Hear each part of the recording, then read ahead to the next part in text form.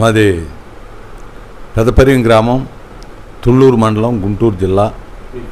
నా పేరు నూతలపాటి రామారావు.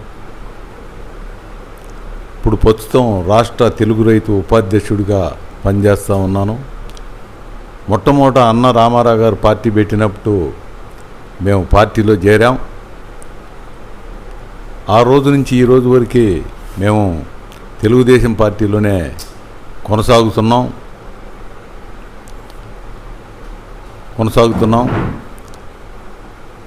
ఆనాడు అన్న రామారావు గారు పేదవాళ్లే ఈ సమాజంలో పేదవాళ్లే దేవుళ్ళు, ఈ సమాజం యొక్క దేవాలయం అని చెప్పి ఆయన ఆనాడు ముఖ్యమంత్రిగా గెలిచినాక ఆయన అనేకమైన సంక్షేమ కార్యక్రమాలు చేశారు. పేదలకి 2 రూపాయల కిలో బియ్యం కానివ్వండి, పక్కా గృహ నిర్మాణం కానివ్వండి, ఆడవాళ్ళకి ఆస్తిలో సమాన హక్కు కానివ్వండి, కర్ణం మున్సూపుల్ని తీసేయటం కానివ్వండి, ఇలా రైతాంగానికి కూడా మేలు చేయటం జరిగింది. ఆనాడే నేను మొట్టమొదట గ్రామ పార్టీ అధ్యక్షుడిగా చేశాను. తర్వాత మండల పార్టీ అధ్యక్షుడిగా 2 సార్లు గ్రామ పార్టీ అధ్యక్షుడిగా చేశాను. దాదాపు 10 సంవత్సరాలు 5 తపాలు ఏకగ్రీవంగా మండల పార్టీ అధ్యక్షుడిగా చేశాను. తర్వాత మార్కెట్ యార్డు చైర్మన్గా 3 సంవత్సరాలు చేశాను, తాడికొండ మార్కెట్ యార్డు చైర్మన్గా. తర్వాత జిల్లా కమిటీలో చేశాను, జిల్లా రైతు కమిటీలో చేశాను. రాష్ట్ర రైతు కమిటీలో దాదాపుగా 15 సంవత్సరాల నుంచి రైతు కమిటీలో చేస్తూ ఉన్నాను. వివిధ పదవులు ఇప్పటికీ కూడా కొనసాగుతూనే ఉన్నాం. గ్రామ స్థాయిలో మీ రాజకీయాలు అంటే మీరు చేసుకుంటూ వస్తున్నారు, మీరు ఎన్నో ఎలక్షన్లు చేశారు. మరి ఇప్పుడు ప్రస్తుత రాజకీయాలలో కార్యకర్తల పరిస్థితి ఏంటి? కార్యకర్తలు చాలా బ్రహ్మాండంగా ఉన్నారు, వాళ్ళంతా ఉత్సాహంగానే ఉన్నారు. ఈనాడు చంద్రబాబు నాయుడు గారు మొన్న ఎలక్షన్స్లో ఇచ్చిన హామీలన్నీ కూడా సూపర్ 6 హామీలు అమలు చేశారు. అయ్యే కాకుండా చెప్పనటువంటి హామీలు కూడా అమలు చేయటం జరిగింది. కార్యకర్తలు ఉత్సాహంగానే ఉన్నారు, చాలా బ్రహ్మాండంగా. మన ముఖ్యమంత్రి 75 ఏళ్ళు ఉన్నా కూడా ఆయన ఇంకా పరిశ్రమలు తేవాలా, ఇక్కడ యువతకి ఉద్యోగాలు కల్పించాలా, అట్లనే రాజధానిని అభివృద్ధి చేయాలా, పెద్ద పెద్ద కంపెనీలు తీసుకురావాలా, విమానాశ్రయాలు తీసుకురావాలా, రైలు ట్రైను తీసుకురావాలా అని ఆయన ప్రయత్నం చేస్తూ ఉన్నాడు. అన్నీ కూడా ఈనాడు సూపర్ 6 పథకాలు ప్రకటించాం. ఎలక్షన్ ముందే ప్రకటించినాక గెలవగానే మొట్టమొదటగా అన్న క్యాంటీన్లు తెరటం జరిగిందని చెప్పి తెలియజేస్తూ ఉన్నాం. ఆనాడు పోయిన గవర్నమెంట్లో అన్న క్యాంటీన్లు పెడితే జగన్మోహన్ రెడ్డి అన్న క్యాంటీన్లు మూసేశాడు. చంద్రబాబు రాగానే అన్న క్యాంటీన్లు పెట్టడం జరిగింది. సూపర్ 6 పథకంలో మొట్టమొదటగా ఆడవాళ్ళకి గ్యాస్ సిలిండర్లు 3 ఇవ్వటం జరిగింది. తర్వాత శ్రీశక్తి పథకం, బస్సు ఫ్రీ పథకం అమలు చేయటం జరిగింది. రైతులకి అన్నదాత సుఖీభవ పథకం అమలు చేయటం జరుగుతూ ఉంది. ఇంకా సూపర్ 6 పథకంలో దాదాపుగా అన్నీ పూర్తి అయినాయి. ఇంకా అననటువంటి కూడా చంద్రబాబు గారు చేస్తూ ఉన్నారు. ఒక అన్న క్యాంటీన్లు కానివ్వండి, P4 పేదవాడిని లక్షాధికారి చేయాలని చెప్పి ఆయన ఒక కంకణం కట్టుకొని పనిచేస్తూ ఉన్నారు. సరే, పింఛన్కి వచ్చేవరకే ఆనాడు జగన్మోహన్ రెడ్డి 1000 పెంచుతానని చెప్పి సంవత్సరానికి 250 లెక్కన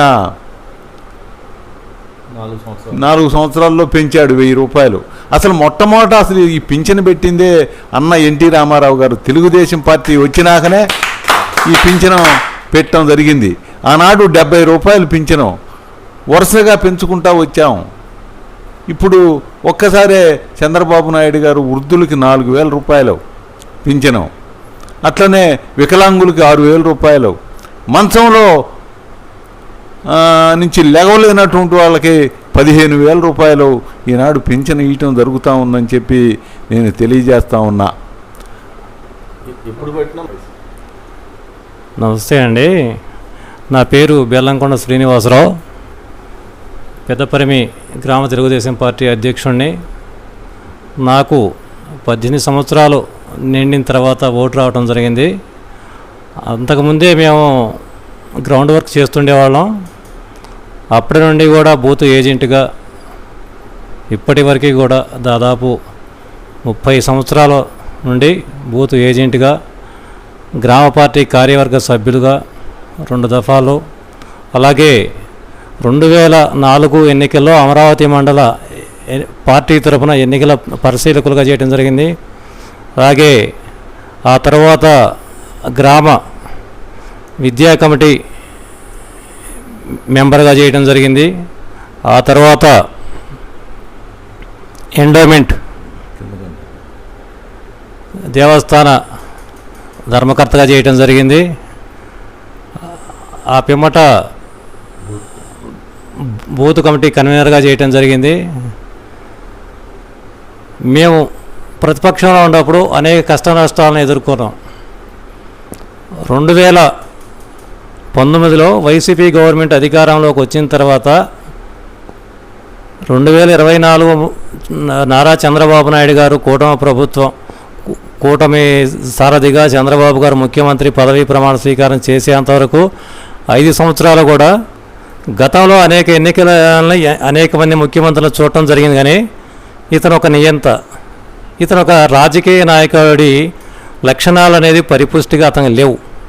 ఒక వ్యాపారస్తుడిగా మాత్రమే ఈ రాష్ట్రాన్ని వ్యాపారం కొరకు దాచుకున్నాడు. అనేక కేసులు అతనిపై ఉన్నాయి.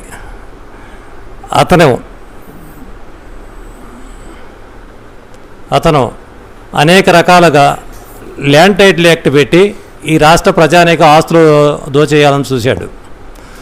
ఈ యొక్క రాష్ట్రంలో మొట్టమొదటిసారిగా రాష్ట్ర సచివాలయాన్ని, మరి కొన్ని జిల్లాల కలెక్టర్ ఆఫీసుల్ని అనేకం తాకట్టు పెట్టాడు.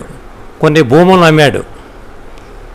మీడియాకి స్వేచ్ఛ లేదు, సామాన్య మనుషులకి స్వేచ్ఛ లేదు. ఒక రంగనాయకమ్మ గారని 60 సంవత్సరాల పైబడిన వ్యక్తి ఒక సోషల్ మీడియాలో పోస్ట్ని షేర్ చేసినందుకు చాలా ఇబ్బంది పెట్టాడు. రాజకీయ నాయకుల కాడ నుండి ఒక సామాన్యమైన రైతుల వరకు ఎవరిని వదిలిపెట్టలా.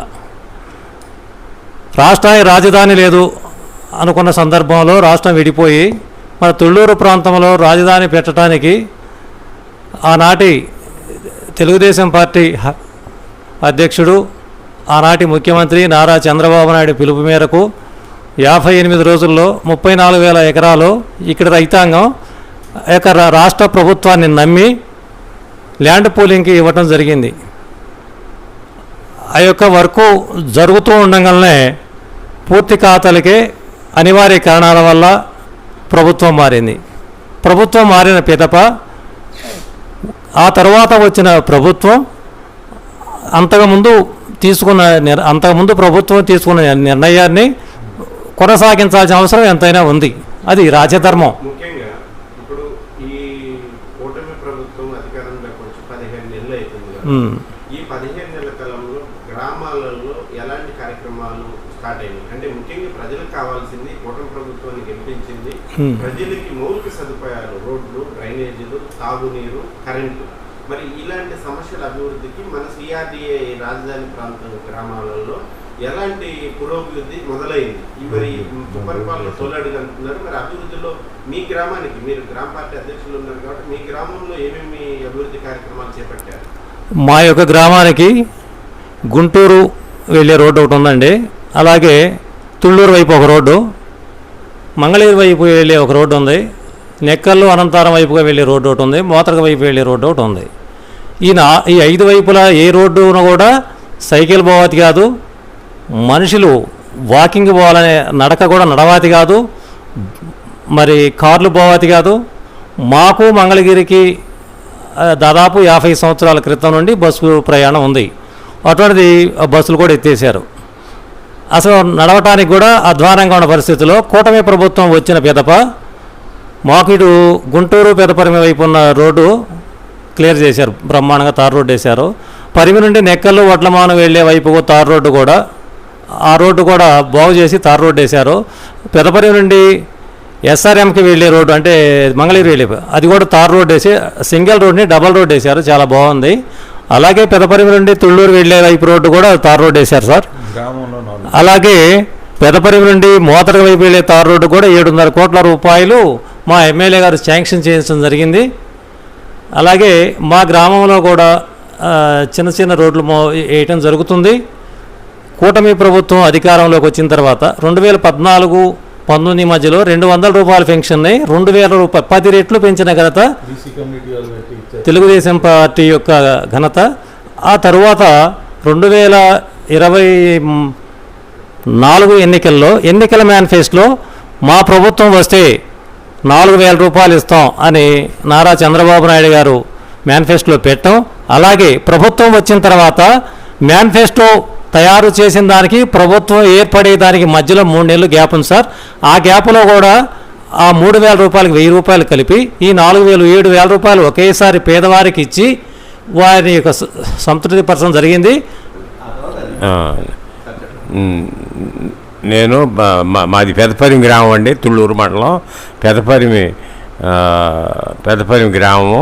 నేను 83లో ఎన్టీ రామారావు పార్టీ పెట్టినప్పటి నుంచి ఇప్పుడు దాకా వివిధ హోదాల్లో పనిచేస్తున్నాము. నేను 2001 నుంచి 6 దాకా ఓసీ మహిళ ఏకగ్రహంగా ఎన్నిక జరిగింది. తర్వాత చంద్రబాబు గారు పంచాయతీ బోర్డు బిల్డింగ్ కట్టడం కానీ ఇప్పుడు ప్రభుత్వం మన కూటమి ప్రభుత్వం పెమ్మసాని ఎంపీ గారు బీసీలకి 43 లక్షల రూపాయలు ఇచ్చి కమ్యూనిటీ హాల్ కట్టడం కానీ ఫిల్టర్ బెడ్లు అన్నీ తుప్పుపట్టుంటే కూటమి ప్రభుత్వం వచ్చిన సిఆర్డీ నుంచి 27 లక్షల రూపాయలు వచ్చి వాటిని టెండర్ పిలిచి దాన్ని రిపేర్ చేయటం జరుగుతుంది. మరి చంద్రబాబు గారు వచ్చినాక రోడ్లు కానీ మౌలిక వసతులు కానీ మన ఊళ్ళో పవన్ కళ్యాణ్ ఆధ్వర్యంలో 3 రోడ్లు సిమెంట్ రోడ్లు మాలపల్లిలో వేయటం జరిగింది. కొత్త మారేపల్లిలో ఒక రోడ్డు వేయటం జరిగింది. గ్రామంలో మంచినీళ్ళు అందరికీ బాగా సప్లై జరుగుతుంది. మొన్న 20 మంది మహిళలు భర్త లేని వాళ్ళకి పింఛను మరి ఇంతకుముందు లేదు, జగన్ ఎత్తేసాడు. భర్త చనిపోతే భార్యకి ఇవ్వడం మన కూటమి ప్రభుత్వం వచ్చినాక మన గ్రామంలో 20 మందికి వాళ్ళకి ఇవ్వటం జరిగింది. అనేక కార్యక్రమాలు సంక్షేమంగా జరుగుతా బిఎఫ్ కార్డులు కూడా మొదలుపెట్టారు. బిఎఫ్ కార్డులు కూడా ఇప్పుడు కొత్తవి కూడా ఇస్తున్నారు. మళ్ళీ కొత్త పింఛన్లు కూడా అన్నీ రాసుకున్నారు. ఇక బూత్ కన్వీనర్లు బాగా కష్టపడి పనిచేస్తూ ఉన్నారు. ఇంకా ఏదున్నా కూడా కూటమి ప్రభుత్వం వచ్చినాక అన్ని పనులు బాగా జరుగుతున్నాయి. సార్, మరి ఈ కూటమి ప్రభుత్వానికి మరి అన్ని వర్గాల ప్రజలు, ముఖ్యంగా యువత, నిరుద్యోగులు ఉద్యోగ ఉపాధి అవకాశాల కోసం మరి కూటమి ప్రభుత్వాన్ని నమ్ముకొని గెలిపించారు. మరి వారికి ఎలాంటి మీరు నెరవేరుస్తున్నారు హామీలు? యువతకి ఉద్యోగాలు కూటమి ప్రభుత్వం రాగానే వాళ్ళకి ఎట్ట ఉద్యోగం ఇవ్వాలా అని ఆలోచన చేసింది. దాని మీద టీచర్ ఉద్యోగాలకి ముందు ప్రకటించింది. టీచర్ ఉద్యోగాలు 16,000 దాదాపు రాబోతూ ఉన్నాయి. అట్లనే కానిస్టేబుల్ ఉద్యోగాలు ప్రకటించారు, అయ్యి రాబోతూ ఉన్నాయి. అయ్యే కాకుండా ప్రైవేట్ సెక్టర్లో ఇంకా మంచి మంచి ఉద్యోగాలు రావాలా యువతకనే ఉద్దేశంతో చంద్రబాబు నాయుడు గారు ఇతర దేశాలు వెళ్ళి అక్కడి నుంచి కంపెనీలు వచ్చి మాకు పెట్టుబడులు పెట్టండి, కంపెనీలు కట్టండి, మా యువతకు ఉద్యోగాలు ఇవ్వండి అని చెప్పి ఆయన అడగటం, దాని మీద వాళ్ళంతా ఒప్పుకొని ఇక్కడ భూములు ఇవ్వటం కూడా జరుగుతూ ఉంది వాళ్ళ కంపెనీలు కట్టుకునే దానికి. అసలు ఆ ప్రభుత్వానికి ఈ ప్రభుత్వానికి తేడా లేదు. అది ఇది నక్క ఉన్నట్టుంది, ఇది ఏమైనా దేవలోకం ఉన్నట్టుంది. ఈ ప్రభుత్వం వచ్చినాక ప్రజలకి చాలా మంచి జరుగుతూ ఉంది. రాబోయే రోజుల్లో కూడా ఇంకా బ్రహ్మాండమైన మంచి జరుగుద్ది. బ్రహ్మాండమైన రాజధాని నిర్మిస్తారు చంద్రబాబు నాయుడు గారు. దానికి అనుగుణంగా పని జరుగుతూ ఉందని చెప్పి నేను తెలియజేస్తా ఉన్నా. మా గ్రామం నుంచి రాష్ట్ర ప్రజలందరికీ, మా గ్రామ ప్రజలందరికీ వినాయక చవితి శుభాకాంక్షలు. అట్లానే మా మిత్రుడైనటువంటి పవన్ కళ్యాణ్ గారికి రేపు ఎల్లుండో తారీఖు జన్మదినం కాబట్టి ఆయనకు అడ్వాన్స్గా జన్మదిన శుభాకాంక్షలు తెలియజేయడం జరుగుతూ ఉంది. ఆయన కూడా కూటమి ప్రభుత్వం ఇంకా 15 ఏళ్ళు ఉండాలా, చాలా బ్రహ్మాండంగా కూటమి ప్రభుత్వం పనిచేస్తూ ఉంది. దానిలో మనం కూడా భాగస్వాములు కావాలని చెప్పి ఆయన నిన్న మీటింగ్లో కూడా చెప్పడం జరిగింది. వాళ్ళ కార్యకర్తలకి ఏదన్నా ఉండా కూడా చిన్న చిన్న సమస్యలు ఉంటే సర్దుకొని పోండి, మనం అంతా కూడా కలిసి ఉంటే, కూటమి ప్రభుత్వం కలిసి ఉంటేనే మనం రాష్ట్రాన్ని అభివృద్ధి చేయగలుగుతాం, ప్రజలను అభివృద్ధి చేయగలుగుతాం, అన్నీ మీ అందరికీ మేలు జరుగుద్దని చెప్పి చెప్పడం జరిగిందని చెప్పి మీ అందరికీ తెలియజేస్తాను.